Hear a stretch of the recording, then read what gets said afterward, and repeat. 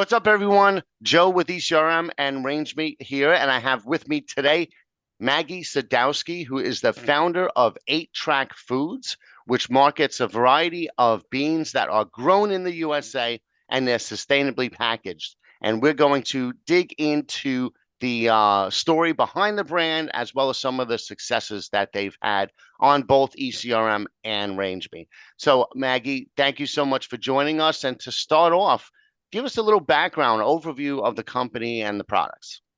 Yeah, Joe, thanks for having me. Pleasure to be here.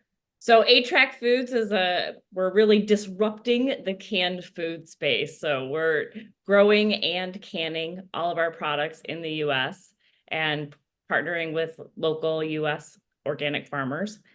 And we are currently sold in about 2,000 stores and continue to grow with our premium canned beans. So now you are a food scientist, and I'm curious how that has kind of worked its way into 8-Track Foods.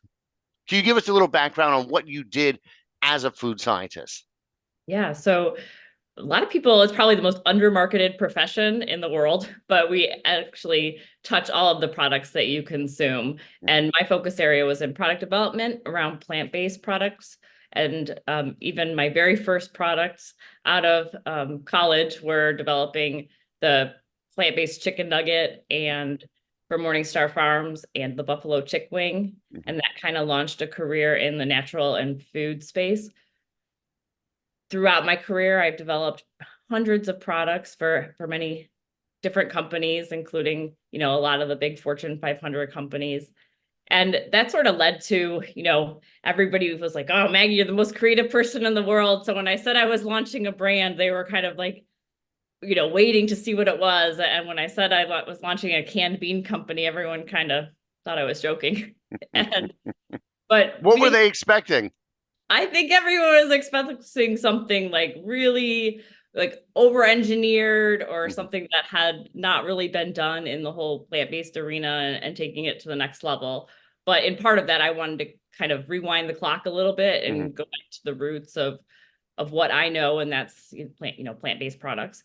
And where that all starts is kind of growing it from canned beans. I mean, growing beans and then canning them. Being a food scientist, though, I think I've developed so many products that I could bring it to the level of creation. You can have that ultimate packaged product, but it's sort of led to the success on the company just because I understood that space. I was an expert in that space, but also I think being a trained scientist, it made me really comfortable with failure. And being so comfortable with failure, I know how to accept that failure and then reiterate and remove it and make it better. And so I think that's probably been the success of the brand. So just that tenacity that I could take through, all the way to the buyers and the grocery store shelves. Yeah, when you think about it, you bring up a good point. That's the whole thing with science is you're expected to fail along the way. That's what experiments are for, is to kind of fail, fail, fail, fail, and then from that you kind of find out where the right direction is. Yeah, and I think, we're so hardwired to think that, taste is king and that's the only way that you can be successful in the market. And obviously taste is important, but that's sort of the frosting on the whole cupcake. There's a whole process that takes, it's hard work to get to the shelf and then to the consumers. And I think the diligence in being a scientist has helped me kind of outline and create that process to make us successful. Gotcha. So why beans? Yeah, number one question. So beans, I think, are probably the most celebrated products in the anywhere. They have just been treated like a cheap commodity and, exported from all over the world. People, there's a saying in the industry, kind of freeze the best, can the rest. And I think that's what we had gotten to, was just this like cheap can of beans where we were putting in, subpar products. And throughout my research, I really wanted to do a lot more on the research of beans. I think it's an underdeveloped and underutilized crop, and there's a lot of work that we can do to take them into other areas. So throughout that process, I had been rejected from a USDA Small Business Innovation Research Grant, and at the end of the day, just really felt like these beans are these crops that are hyper sustainable. They, give nitrogen to the soil, so they're nitrogen fixers rather than depleting the nitrogen and then requiring other chemicals to put back in. And then as far as, our diets, they really are this superfood that is on trend with a lot of the diets that are coming forth today. Yeah, I think timing wise, now is the time to be in the bean business. They're getting so much attention as part of, this everyone's focusing on the microbiome. So the beans, the fiber that's in them, there's so many good things in the beans. But also, like if you've probably seen that study on the blue zones, Oh yeah. that National Geographic study, and they have the Netflix special on how to live to 100. And most of the blue zones, some form of beans or lentils were eaten in the diets. I mean, they all had varied diets, but there were a few threads that ran through them. And the beans was one of the things that was in, I think, every single one of the blue zones, Yeah, people's diets. so true. It's a commonality among many diets. There's so many, different cultures that eat beans and Mhm. so many different varieties that it definitely helps a lot of our health impacts. Yeah, I've been eating. We talked about this before we did the video. I have beans pretty much every day. A can of black beans. I'm gonna have to check out yours. You got to get them over here in New York City. I'll send them to you. So, but every day, and I prefer black beans. Those are my favorite. Kidney beans I like as well, but mostly black beans. I'll have beans and rice with a fried egg on top. All organic, all and the eggs are grass pasture raised. So, and that's something that a lot of people are doing. There's so much attention paid to the microbiome now and how it impacts so many things, both our minds and our immunity, as well as other things. So I think beans are going to get more and more popular. But you're also, the sustainability side, I think, is big. And that's something that's kind of overlooked a little bit when it comes to beans is the nitrogen fixing and how you're actually kind of making the soil better. Yeah. I mean, there's so much around beans. I mean, 8-track in our brand is supposed to be around this like infinite loop of sustainability and what we're trying to do to make sure that everything we do, from how we grow it to how we can it to how we distribute it, is Mhm, really impacting our sustainability story. And, like I said, I've developed so many products that I go in and I'm like, okay, it needs to be organic, it needs to be non-GMO project verified, it needs to be gluten-free, and it needs to taste awesome and have simple and clean ingredients. And so the checklist is just mhm, ridiculous how much we have to do. And then I'd spend so much care creating these products, and we would just literally just wrap them in plastic. And um, and that's why, like, kind of going down this rabbit hole around packaging, very little of our packaging is sustainable. And, it either requires really complicated processes to make sure that it gets sorted out in waste streams. But the cool thing about our can is that it's steel. And I did a lot of research to figure it out. And, it gets picked up in almost any waste stream. So even if you throw it in your trash bag, mhm, it will still get collected because there's such a need for steel. mhm, And then the cool thing about steel is it is infinitely recyclable, so you don't have to worry about plastics and microplastics. It mhm. just can be reused over and over again. And it's magnetic. And Like, it's magnetic, so it's so cool, like science, right? yeah. Are there any challenges to using steel? Not really. No, I mean, I think the consumer perception around canned goods, that's probably the hardest barrier, is just Mhm, they can't see it. If you talk about most packaging, people are like, oh, put it in a clear container. They mhm, want to see it. But, even our counterparts, people that are putting them in like bag beans, those bags aren't recyclable. mhm. So much greenwashing around, like, made with recycled materials, but once you make it with recycled materials, you can't recycle it at all. Um, Yeah. Yeah. Well, I'm a big fan of canned beans because they're quicker. I don't like to spend a day preparing beans or Yeah. soaking them overnight or anything like that.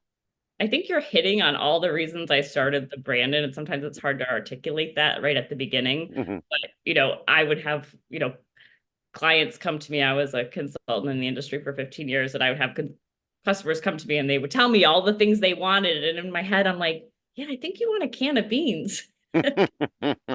Well, it works. It works, and that's why I have them. Yes. So talk a little bit about the where they're grown because I thought for me, I'm not that educated on beans and agriculture and where stuff grows. So I thought beans came from other countries. I didn't realize they could be grown here. So where are your different types of beans grown? I think you bring up a good point. We think about where our coffee beans come from, we think about Hmm. where our water comes from, but we don't actually think about where the products that are in our cans are being grown. Like I said, they've just been a cheap commodity. Most of them are either imported at this point in time, but our products are all grown in the United States. I don't know if you can see our little map up there, but most of them are grown in the Midwest Michigan region. And then our chickpeas come out of the Pacific Northwest. And the US is actually really great for growing beans. They do like colder climates. And we have, strong production. Our black beans out of Michigan are excellent, and the farmers are great working with up there. I never would have realized that. And that's I'm sure the retailers that you work with love that because it's the transportation costs. I mean, that's sustainable too. They're traveling over a shorter area. So it's a smaller carbon footprint, which just is another added bonus on the sustainability side. You're a smart guy, Joe. Yeah, all the things that you could like really, there's so many things that add to the sustainability around canned goods. One, they have a long shelf life so that you're not worried about food waste. They're not something that just gets, thrown away in the weekly meal plan. You can Mhm. always have a can of beans in your pantry and grab it. And like you said, rice is dry, beans are dry. You can pull it out anytime. Mhm. Um, and so, yeah, and then keeping it locally sourced does help. I mean, especially through the pandemic, I think that became really apparent. A lot of the canned beans were coming from overseas, and we were able to be present in stock on shelf. Yeah, that's great. And that's the time when people started stocking up on canned things. And I had during the pandemic, I had like one cupboard I had three different levels. So I had fresh food when I can get it. Then I Mhm. had stuff that would last a little bit. And then I had like the doomsday cupboard of like stuff that would last 2 or 3 years. I still have like cans of spam in there. And where that was like, if the crap hit the fan, that's the cupboard that I go to where everything else. And then I had like gallon jugs of water like stored in it's almost like a little prepper kitchen. But I'm Exactly. sure everybody was doing that at that time. I think so. But yeah, canned beans and other canned goods are great for that. So you take a lot of the boxes that buyers are interested in these days, and I know you've had a lot of successes both on RangeMe and on ECRM. Let's start with RangeMe. Tell us about some of your RangeMe wins and who they're with and what for. Yeah, so RangeMe has been a really great partner. We've had success with Whole Foods, a number of independents through RangeMe, and then also Meyer stores, which is, for those not listening, is kind of a Midwest retailer with 250 plus stores. And Meyer was part of, they were doing a local campaign, I believe. Yeah, so Meyer, that's the cool thing about RangeMe. I think there's one is you put up your profile and you kind of hope for the best and you see people looking at them. But then also as part of that, there's these active campaigns that come through, and whether they're looking for, women-owned businesses or local and diverse owned or local businesses. The Meyer campaign was actually a local submission that we made through, and I was expecting 10 stores and we ended up getting over 250 through that campaign. That's awesome. That's awesome. And that's where it pays to be local. Yeah. And so you mentioned you had some independents as well. How did you get those? Did they message you through the platform? Yeah, so that's the great thing. You can see who the buyers are coming through. I did have, some smaller retailers would reach out to me, and then we would either ship through the ECRM platform to have them take on the product. So, Mhm. we have a good partner. Rose Market out of Indianapolis, and they get a couple of cases, and we're able to support them as well, rather than just through massive distribution. Excellent. So it's good. So you have a combination of direct where you applied directly to one of the campaigns, but also being discovered on the platform. And that's probably, that's from the content on your profile. Can you talk a little bit about how, what you have in your profile? Yeah, no, so I think a lot of people use RangeMe. I think they think it's kind of a one-stop shop, and they'll get, a bunch of buyers coming to them right away. But it really is more of like a tool to Mhm. access buyers. And that's the way we've approached it, that our profile, mimics what you would see on our webpage, some of the highlights there, as well as being able to tell our brand story within that. Other things, I think the Range Me success managers, I'm not even sure what Mhm. the name is, they gave us some tricks on how to make sure that our certifications are present, how to maximize, the keywords and search engine things that buyers are looking for. So That's great because, like anything else, you have to be found first. And as a premium subscriber and a pro subscribers can do a little more active things, like you could directly submit products to retailers, and you can participate in all of these different retailer campaigns. So it sounds like you're taking advantage of all of that. oh, absolutely. Like I said, it's just become a tool for us on the toolbox. It's, there's a million ways to reach buyers, whether it's through trade shows, whether it's, through a number of different, email sources, but Mhm. ReachMe has definitely been very successful for us. That's great. Glad to hear it. And then also another option is ECRM. And tell us a little bit about your win with ECRM. Yeah, so ECRM, we've done a few shows with them, and most of them have been virtual.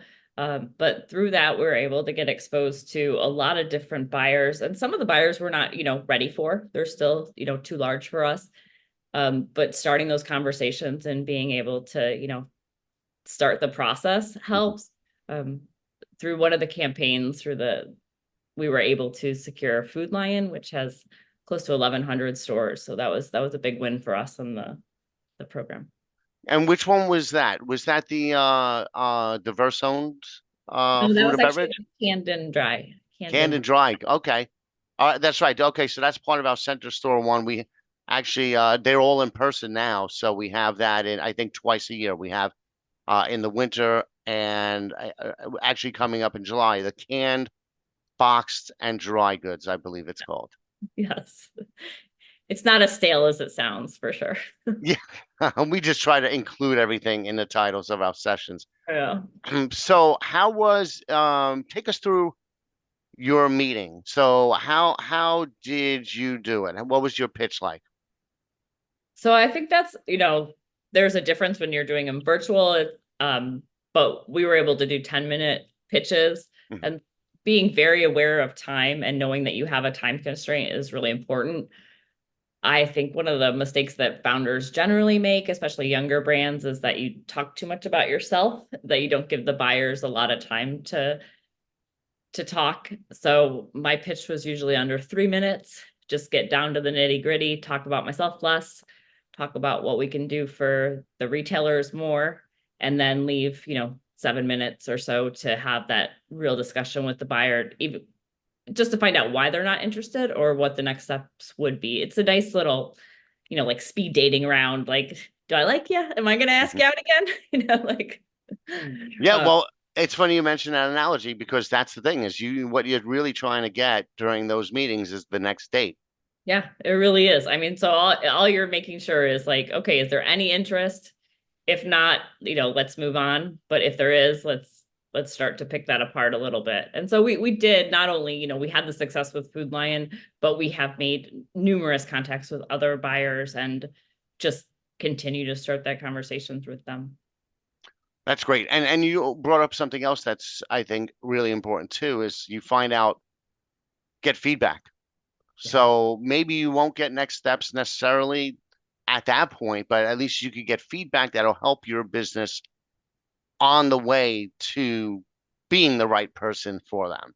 exactly. And I think that's where this, people are like, you're a young brand. we romanticize the idea of like getting it on the shelf and what it takes. And I think sometimes, people oversell themselves or promise too much. Mhm. Um, but being really honest with that buyer so that you can make sure you're securing a long-term relationship, not a one and done kind of situation, is really important. It's funny, you take the words right out of my mouth. That's something I say all the time. It's like I say, be transparent in what your capabilities are and what your capabilities are not. Yes. So if you may not be the right fit for them, but if you tell them that, it's like, sorry, I can't do this right now, they will trust you. And then when you do have the capabilities, then they will be open to working with you. It's a long-term thing. It is. I recently did a moderated a panel discussion with two ECRM, two brands that have been really successful over the years with ECRM. Each of them have been going for over the past 10 years. One went to like has been to 74 sessions, the other has been to 24, but during that time span. But they both started as family-owned businesses, small businesses with limited SKUs. One just had like a handful, one had just teas, and over the years, he's grown to like a dozen categories: beverages, supplements, cookies, Wow. spices, coffee creamers. And same thing with the other, with the other brands, the two that I want. So he wasn't on my panel, but he was in a similar situation. The two that were on my panel, same thing, limited SKUs. They were in the beauty space, but now they have a ton of different offerings. And it was all based on buyer feedback, listening to buyers, letting the buyers tell them what their challenges are, and then figuring out over the years how they can solve their problems. And I think that's one of the keys to success long term. And I'm glad to hear you doing that. Yeah, I definitely think, correlating it to a relationship is probably the best way to do it. You got to speed date, you got to see if, there's the honeymoon phase, but then you get into the nitty gritty and I'm competing with giant brands and, Mhm. how are you going to make sure that you're successful with the shelf space that you have, which is this big. Yep, yep. Well, the thing that you have a lot in your favor because the buyers they don't want to hear that you're the best because everyone's saying they're the best. They want to hear how you're different. And you certainly have a lot of things that make you unique. And now you have a few big wins under your belt. So when you approach these other buyers, that's another thing they want to know is have you had success with others? So that's just another button, another box that you check off.